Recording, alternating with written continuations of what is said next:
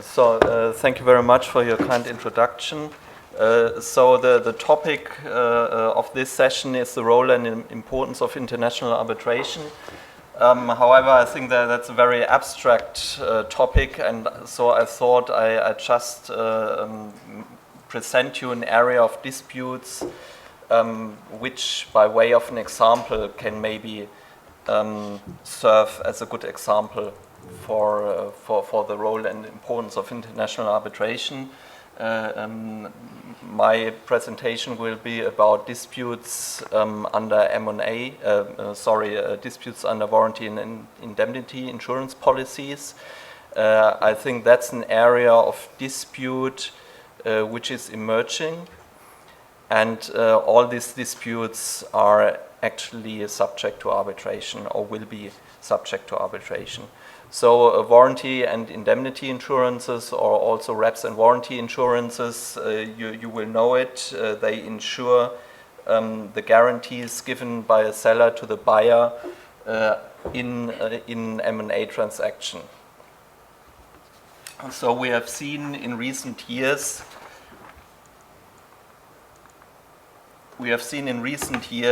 a growing number of transactions which have been insured.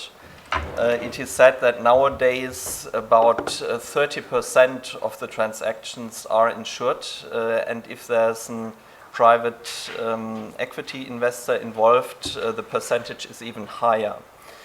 There has also been quite a strong competition in the insurance market, so that product, it's not really a new product, but it's still quite a new market.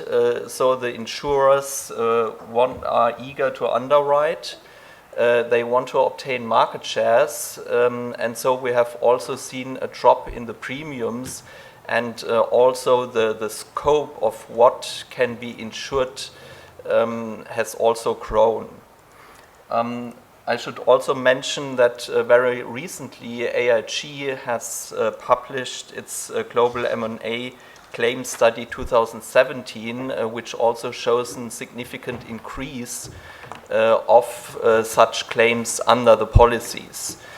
According to this study, in the very big transactions with a value of above $1 billion US, it's in 25% of the policies that claims are raised, and most of these claims are above of $1 million US.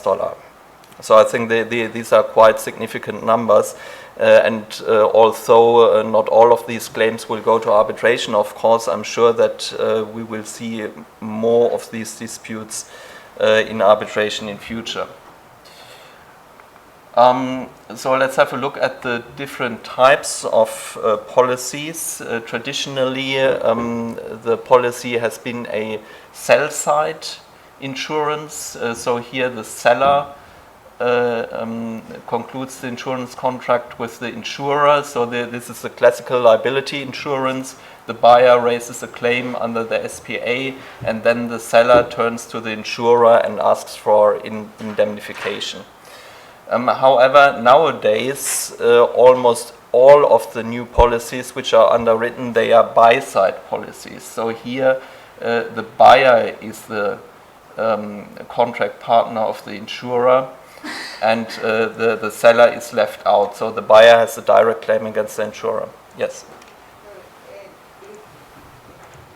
If there's a claim by the buyer, so then the insurance policy will apply if there are any damages in the acquisition, or how does it apply one of the buyers? The insurer will be liable if there has been an insured loss. And then it's a question, how is loss defined in the policy? And the loss in the policy equals a breach of the guarantee. So it is defined in the policy which guarantees are insured. Okay. So there will be a table, there will be a reference to the SPA, and it will say definition of loss if there's a breach of guarantee 1, 2, 3 in the SPA. So that will be applied in the added at the contract, at the sale contract. It will be in the policy, but the policy, of course, has to be back to the SPA. So the SPA is influenced by the policy, because then we will come to that later. Because then you can reduce the liability of the seller, or you will entirely exclude the liability of the seller. Yeah, you will have a catalog of guarantees, and then the SPA will say the seller is liable for breach of these guarantees only in case of fraud, for instance. And then you have an insurance policy back to back, yeah, which says, okay, we have an insured clause in case guarantee A, B, C is breached, and in that case you are entitled to damages up to amount of the coverage. Yeah.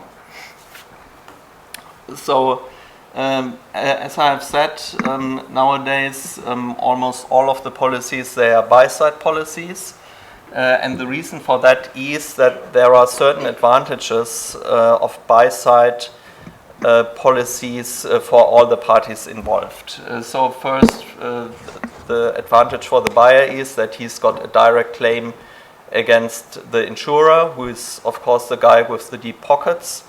More importantly, the buyer has got insurance protection even if the seller has committed a fraud or has committed a willful misconduct. That's different, of course, if you look at the sell side policy, because here the seller is the insured, and if the seller has then committed a fraud, he loses his insurance protection, and so there's also no liquidity then for the buyer. So advantage for the seller is, as we have just discussed, that he can exclude or at least reduce his liability already in the SPA. Yeah?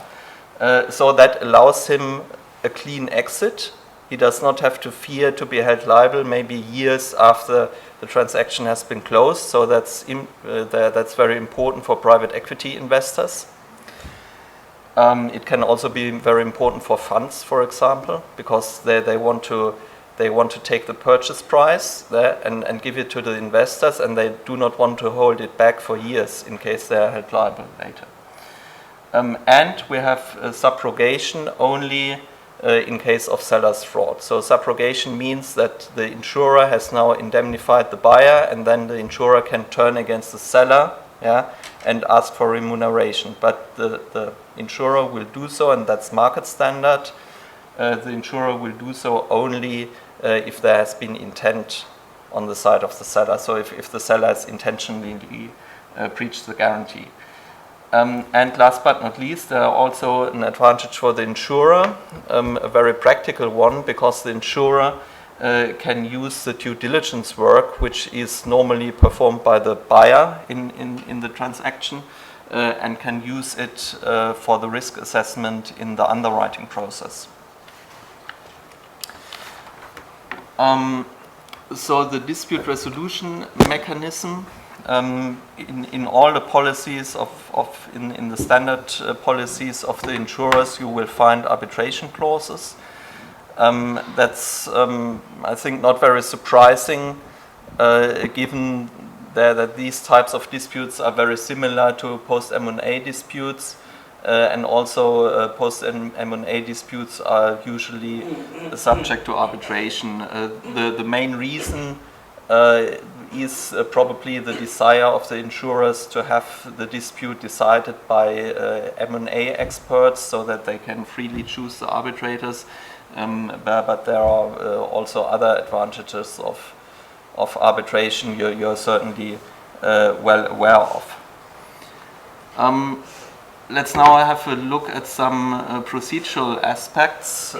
First, the sell side. So as I have said, here the buyer would raise a claim against the seller under the SPA, so very traditionally, and then the seller would ask the insurer for legal protection and indemnification. So if the insurer accepts coverage, the insurer will organize and pay for the defense of the seller in the arbitration of the buyer against the seller under the SPA. So the insurer will certainly want to have a say in the arbitration, and he will want to participate. At least he will want to be informed about the arbitration. So that can conflict with confidentiality rules under the applicable arbitration rules. However, in practice, that's usually not a problem, because the buyer will have an own interest that the insurer participates in the arbitration, because the insurer is the one who will pay in the end, or is supposed to pay in the end. And so the buyer has an interest, of course, that the seller does not lose his insurance protection. If the insurer denies coverage, for instance, because he says, yes, there's a breach of a guarantee, but the seller has committed a fraud, he knew about that, he knew that the guarantee was breached when he signed the SPA, or he says this type of breach of guarantee has not been insured, then you might end up with even two arbitrations. So here first the buyer has to arbitrate against the seller, and then the seller has to arbitrate against the insurer. In the second arbitration, the insurer will be bound by the outcome of the first arbitration. So if in the first arbitration it is determined that there has been a breach of guarantee under the SPA, this will also be binding for the insurer. And that simply follows from the legal nature of the insurance as a liability insurance. You had a question? From the perspective of the buyer, which is better, to get insurance directly, W&I insurance directly from the insurer, or just rely from the seller's W&I insurance in terms of the ability to recover from the insurer company? Which is better? If I were a buyer, do I get directly a W&I insurance with the insurer, or should I ask my seller to get an insurance to cover breach of W&I? Its market standard is a buy-side insurance. Buy-side insurance. So usually nowadays the buyer buys the insurance protection Directly, yeah? Directly for the reasons I've mentioned here. Yeah, because there are certain advantages for a buy-side, which I have just stated. And so usually in maybe 90% or even 95% of the cases, it will be the buyer who buys the insurance. Do you have an experience about issuers in the stock market getting W&I insurance to protect themselves from claims from investors? For example, there's material non-disclosure of material facts or misleading disclosure. Then theoretically, the issuer in an IPO is liable. But to protect itself, can an issuer get a WI insurance, or is that covered by the WI insurance? Is that kind of risk covered by WI insurance? Could you repeat the risk? I'm an issuer. I go to the stock market to raise capital. Yes. Okay. So under you the securities law, an IPO, I have to disclose material facts. I have to make accurate disclosures. Yeah. But it may happen that despite the due diligence that my people conduct, there are things that are not disclosed. And that would give rise to a cause of action on the part of the investors. Is that kind of risk covered by WI insurance that you issue? So that if there's a claim against me as an issuer, I can claim from the insurance company. Well, I don't know if you know that. You mean in an IPO? Yes, IPO. You can there are also insurances for IPOs, yes. There is? Yes. To cover claims from investors? But that would be rather similar to a sell-side insurance. Okay. Yeah. Because here you sell your shares to You the sell your market. shares to the public. Yes. Yes. And it may happen that the public says, you did not disclose this, you did Yes. not disclose that. Therefore, I should be entitled to damages. Yes. So to protect myself as issuer, I should get an insurance. Is that a product that's available? It's not a classical W&I insurance. Yes, it's not classical, I know. But to my knowledge, there are also IPO insurances. Yes. Okay, thank you. So in principle, that's possible. Yeah. But I don't have experience with that kind of insurance. No. Okay.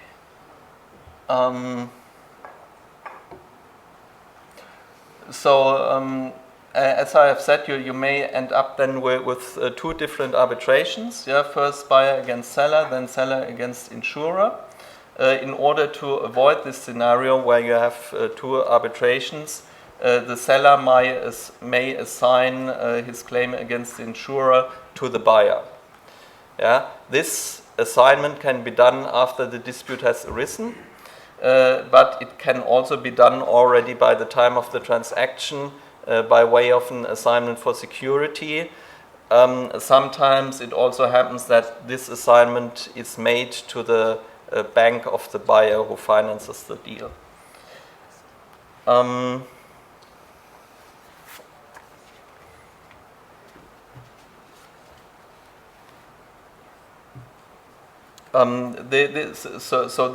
This assignment, at least under German law, cannot be excluded in general terms and conditions, and it's also not unfairly burdensome to the insurer. Yeah, because first there remain cooperation duties of the seller, so the seller has to support the insurer. That follows from the insurance contract.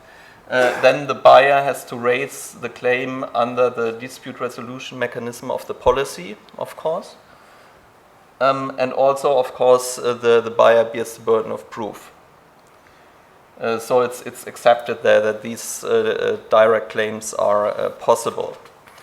However, before this assignment is made, the buyer has also to check whether there's probably a retention in the policy. The insurers like to have retention because it motivates the buyer to toughly negotiate the guarantees and not to give away anything what is wanted by the buyer because he thinks I will not be liable anyway. So if there's a retention, then the buyer still has to sue the seller or has to go against the seller if he also wants to have damages in the amount of the retention. And in that constellation, if the buyer would first sue the insurer and then afterwards would go against the seller, then the seller would not be bound by the outcome of the first arbitration. Now, the same for buy side. Here the buyer has a direct claim against the insurer. The seller is left out. Yeah. There are two exceptions to this rule. Again, first of all, retention. So traditionally with buy-side insurances, there had been retentions of, in the beginning, 2% of the transaction values. Then it has dropped about maybe three or 4 years ago to, let's say, 1% of the value. And nowadays it has even more dropped, maybe to that there's no retention at all. Or that there's only a symbolic retention of €1 or whatever, and the reason for that is again the competition between the insurers, yeah? Because as I've said, in general, insurers like to have retention. You may consider whether also buyers like to have this retention, yeah. Because in the end, the interest of the insurer is aligned with the interest of the buyer. However, nowadays, given that the seller wants to have a clean exit, you often have constellations where there's no retention at all.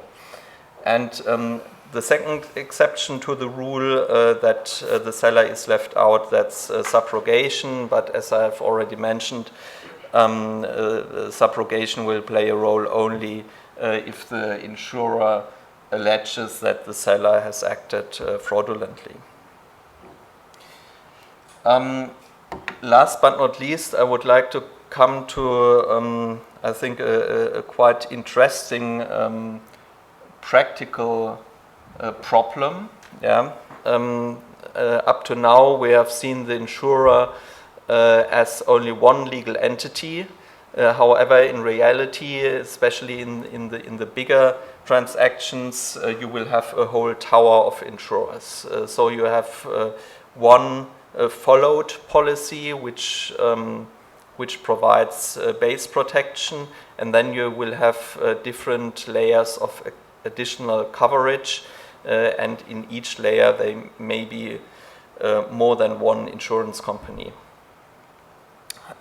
So these followed policies and then the following policies which provide additional coverage, they have similar wording, of course, but they are still separate legal entities. Separate legal agreements. And if they contain an ordinary arbitration clause, then you also have separate arbitration agreements.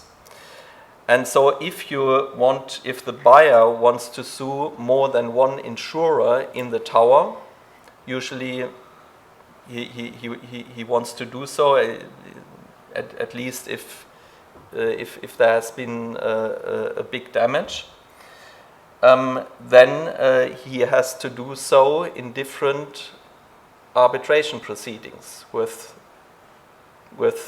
different arbitral tribunals. Unless, of course, the parties can agree on a joint arbitration agreement. After the dispute has arisen, that might tend to be a problem, especially if you have a large tower with maybe 10 or 20 insurers, and so they might not be inclined to agree to a joint arbitration agreement at that point in time.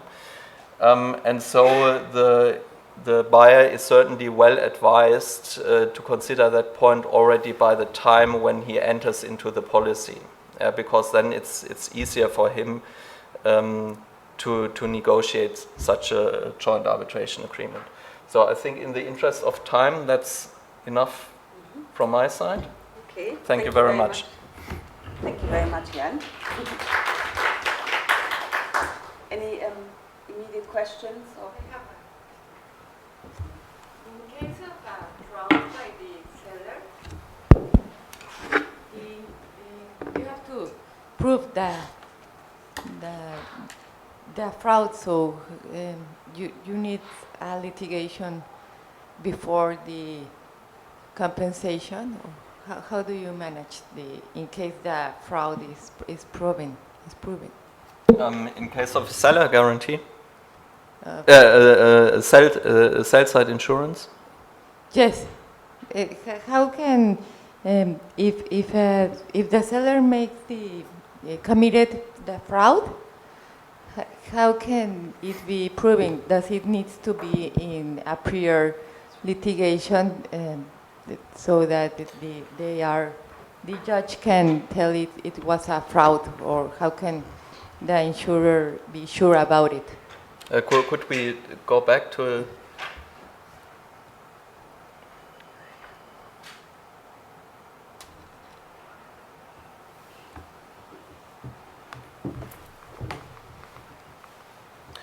So here, if you have sell side, then the buyer would sue the seller under the SPA.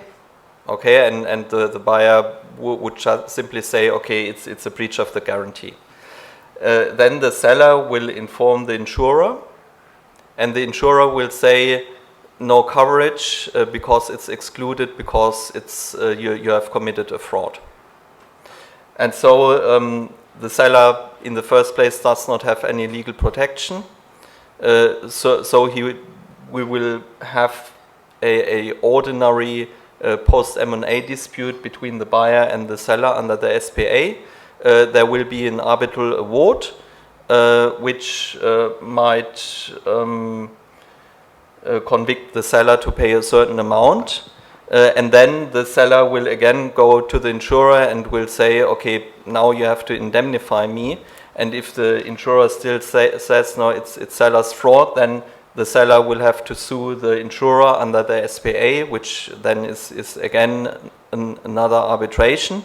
And in that arbitration, the insurer will have to prove that indeed the seller has committed a fraud. So the burden of proof is with the insurer. Okay. Yeah.